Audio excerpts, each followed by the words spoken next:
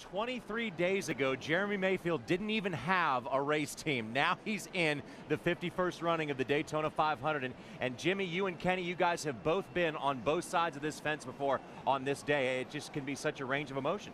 Well, the emotions are incredible, and I can tell you, when you're grown up, you're told not cry. Or don't cry in public. Don't let them see you sweat in public. But I can tell you, every one of those drivers, Jeremy Mayfield wouldn't pull his glasses off because, let me just say this. I wrote these names down.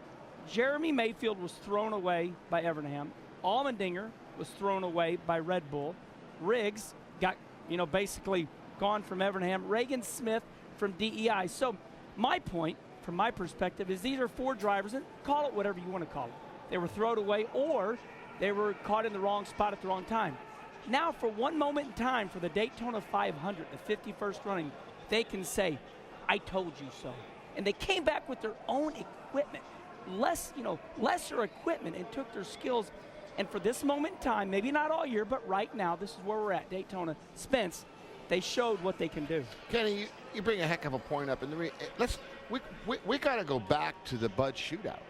What made Jamie McMurray so strong? What made him so strong? Donnie Wingo. Big difference. Jeremy Mayfield just said it. Tony Furr and him, big difference. They worked together in the past. Jeremy Mayfield could make it. Now they get together, start this team, make the Daytona 500. That's the key.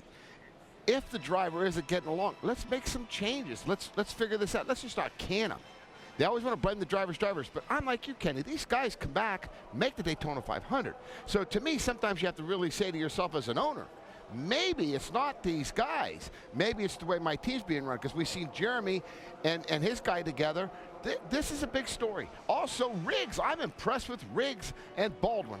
I'm impressed. Yeah, if you want to see a silver lining in a cloud of economic doom, you can look at some of these race teams that basically took some of the guys that were laid off from other race teams, them as themselves as drivers, were looking for work. They got together and they came down here and they tried to make the dream of Daytona come true, and they did.